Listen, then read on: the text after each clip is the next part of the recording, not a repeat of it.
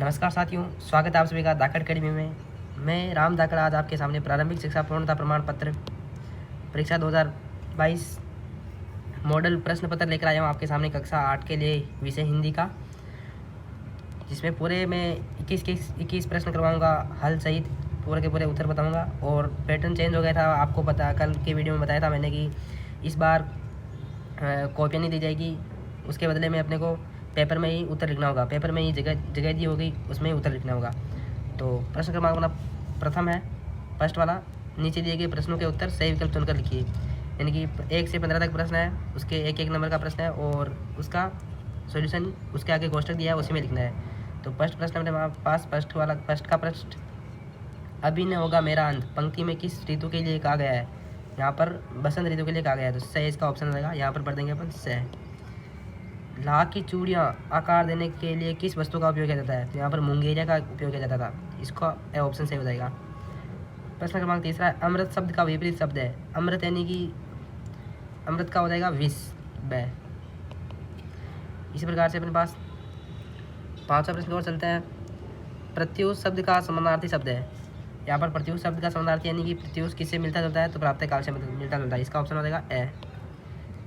बदल, यहाँ पर बदलू आएगा। बदलू को किस बात से चिढ़ती? बदलू को कांच की चूड़ी से चिढ़ती, तो ब, इसका ऑप्शन सही हो जाएगा। छठा प्रश्न है, बस तो फर्स्ट क्लास है, वाक्य में विशेषण है। विशेषण यानी कि बस की विशेषता क्या है? यहाँ पर बस की विशेषता फर्स्ट है, यानी कि ब हो जाएगा, इसका ऑप्शन सही। अब प्रश्न क्रमांक 6 की तरफ चलते हैं, 7 की तरफ चलते हैं। हम बिकमुंगू की खालिस्तान स्वचंद्र उठाकर प्यार चले, तो बिकमुंगू की दुनिया में, यहाँ पर द ऑप्शन इसका सही हो जाएगा। प्रश्न क्रमांक 8वां है, चिट्ठियों की अनूठी दुनिया पाठ के आधार पर तमिल में किस चिट्ठियों को कहा जाता है? तमिल में चिट्ठियों को क्या कहा जाता है? तमिल भाषा में चिट्ठियों को काडित कहते हैं, इसका ऑप्शन हो जाएगा द। यहाँ पर पत्र संस्कृत में कहते हैं, इस प्रकार से यहाँ पर काडित हो जाएगा इसका ऑप्शन।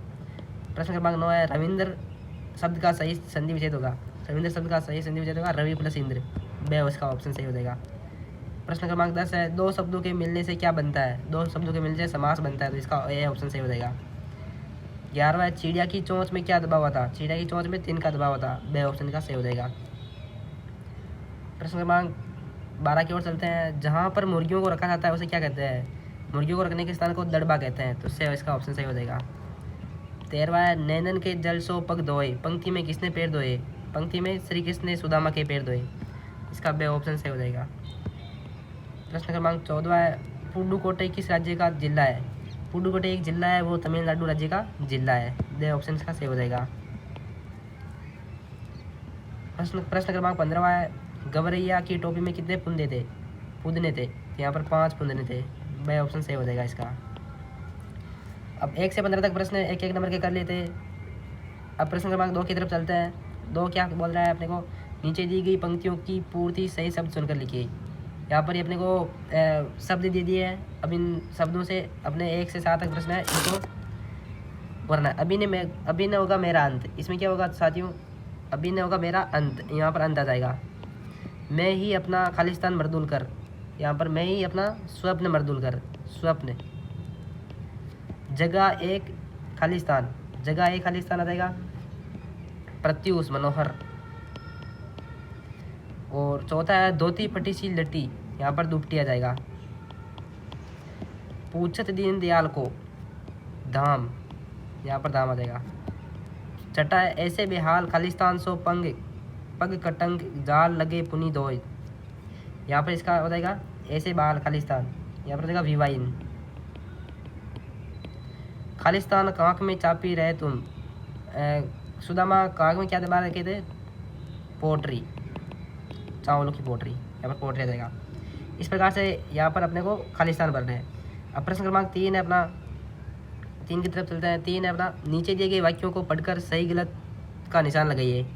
एक नंबर के प्रश्न यहाँ पर भी, 200 का पर्दाफाश करना बुरी बात नहीं है, यहाँ पर सही बात है, ये राइट आ जाएगा। भारतवर्ष सदा कानून का धूम नहीं मानता, धर्म नहीं मानता, कानून को धर्म नहीं मानता, यहाँ पर ये ऑप्शन गलत हो जाएगा। ईमानदारी को मूर्खता का पर्याय समझा जाने लगा, सही बात है। सांप मन बाज की मूर्खता पर दुखी था, नहीं दुखी नहीं था। आदमी को लिबास से पंकज लाज नहीं ढकता, यहाँ पर इसका ऑप्शन सही हो जाएगा। कपड़ा बुनने वालों का बुनकर कहा जाता है, सही बात, कपड़ा बुनने वालों को बुनकर कहा जाता है। अब प्रश्न क्रमांक चौथा है, नीचे दिए गए शब्दों को दो दो पर्यायवाची लिख दीजिए। चंद्रमा, पुष्प, भ्रमर, सूर्य। चंद्रमा का हो जाएगा चांद और निशाकर। पुष्प का हो जाएगा फूल और सुमन। भ्रमर का हो जाएगा मधुकर और मिलिंद। सूर्य का हो जाएगा सूरज और रवि। इस प्रकार से अपने को दो दो पर्यायवाची लिखते हैं, चंद्रमा के, पुष्प के, भ्रमर के, सूर्य के। और यदि आपको वीडियो पसंद आ रहा हो तो लाइक ज़रूर करें और चैनल पर नए हो तो चैनल को सब्सक्राइब जरूर कर दें। प्रश्न क्रमांक 5वां अपने पास, तो यहाँ पर इसका सही आंसर हो जाएगा, हम दीवानों की क्या हस्ती। इसका ऑप्शन सही हो जाएगा, मस्ती का आलम साथ चले। इसका आ जाएगा साथ चले। और आए बनकर उल्लास अभी, इसका उल्लास अभी आ जाएगा आए बनकर। और चौथा था अपने यहाँ पर, चौथा थोड़ा मिसप्रिंट हो गया यहाँ पर, तो हम धूल उड़ाते, इसका हो जाएगा जहाँ चले। इस प्रकार से अपने को मिलान करना है। प्रश्न क्रमांक 6 है, नीचे दिए गए वाक्य का समानार्थी शब्द, वस्तु के बदले वस्तु लेना देना, विनिमय हो जाएगा वस्तु विनिमय। कई वर्षों पुराना, ये प्राचीन। सरलता से मिल जाना, सुगम। 100 साल, शताब्दी। यानी कि एक वाक्य को एक शब्द में लिखना है अपने को, समानार्थी शब्द वो होते हैं। अब प्रश्न क्रमांक 7 की तरफ चलता है अपन। 7 अपना प्रश्न क्रमांक है, समझदार आदमी को शाम वाली बस से सफ़र क्यों नहीं करना चाहिए। यहाँ पर लेखक द्वारा लिखा गया है कि लोगों ने यह सलाह लेखक को इसलिए दी क्योंकि वह जानते थे कि बस की हालत बहुत ख़राब है, रास्ते में बस कभी भी कहीं भी धोखा दे सकती है, बस यात्रियों के गंतव्य तक ठीक से पहुँचा ही देगी, यह कहना मुश्किल था। इस प्रकार से शाम वाली बस से यात्रा नहीं करनी चाहिए।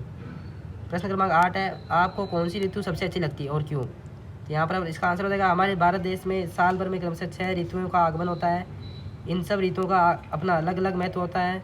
इन ऋतुओं में बसंत ऋतु सबसे निराली होती है। यह हमारे ऋतु चक्र के अनुसार मार्च अप्रैल में आती हैं। इस काल में मौसम सुहावना हो जाता है, न अधिक सर्दी और न अधिक गर्मी। इस ऋतु में पेड़ पौधे जहाँ नए नए पत्ते धारण कर लेते हैं, वहीं चारों ओर फूल खिल जाते हैं। आम के पेड़ों पर बोर आ जाते हैं, खेतों में सरसों के फूल खिल जाते हैं, कोयल की मधुर कूक आदि सब मिलाकर वातावरण को मादक बना देते हैं। तो इस प्रकार से अपने को बसंत ऋतु सबसे अच्छी लगती है। अब प्रश्न क्रमांक 19वां है, नीचे दिए गए मुहावरों का वाक्य में प्रयोग कीजिए। 9 2 11 होना का क्या अर्थ होता है साथियों, भाग जाना। अब इसका भाग जाना, अब इसका वाक्य कैसे बनेंगे, वाक्य बन जाएगा, चोर सोने मकान में चोरी करके भाग गया। चोरी करके 9 2 11 हो गया। और आँख का तारा होना, बहुत प्यारा होना, बहुत प्यारा होना। अब बहुत प्यारा होना श्री कृष्ण, इसका वाक्य में प्रयोग कैसे करेंगे, कृष्ण यशोदा की आंखों का तारा था। इस प्रकार से इसका वाक्य में प्रयोग कर देंगे। प्रश्न क्रमांक 10 है, प्र उपसर्ग लगाकर 2 नए शब्द बनाइए। प्र से हो जाएगा, यहाँ पे हमारे पास प्र प्लस क्रिया, हो जाएगा प्रक्रिया, और प्र प्लस ख्यात, प्रख्यात। इस प्रकार से अपने को प्र उपसर्ग लगा के लिखना है। कोरोना वायरस से बचाव के 2 उपाय लिखिए।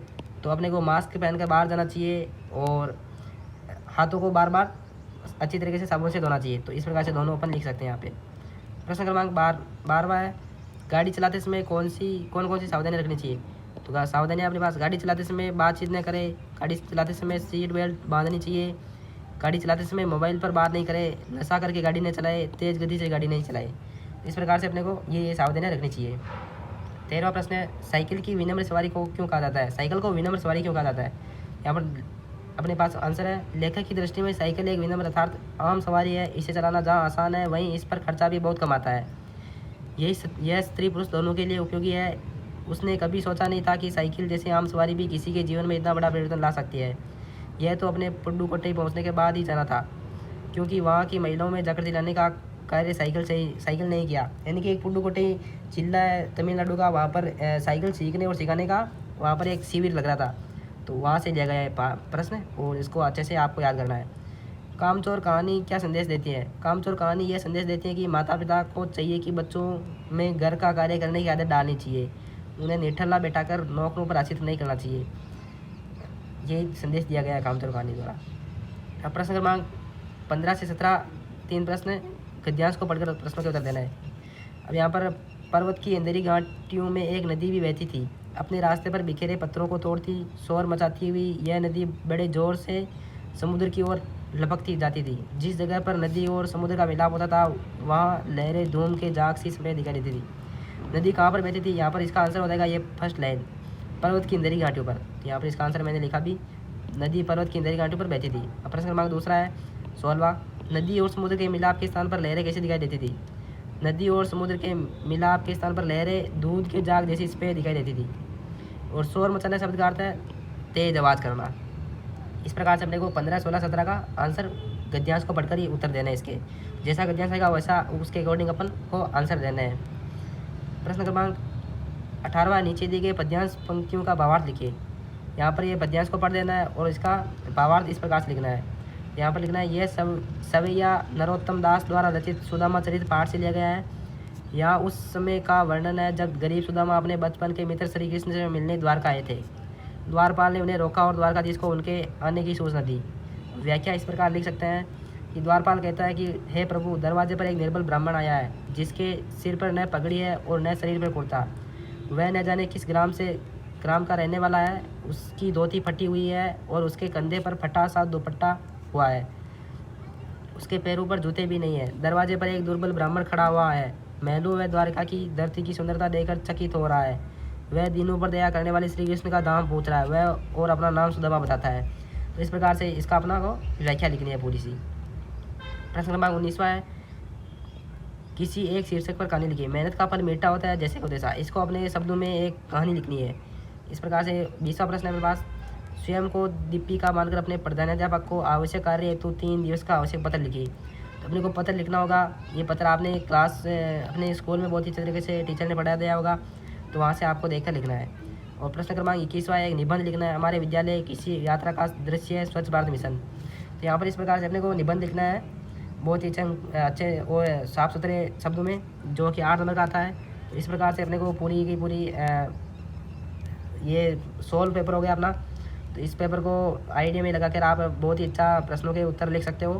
तो यहाँ तक वीडियो आपने देखा हो तो चैनल को सब्सक्राइब जरूर कर दीजिए। और थैंक यू सो मच दोस्तों, मिलते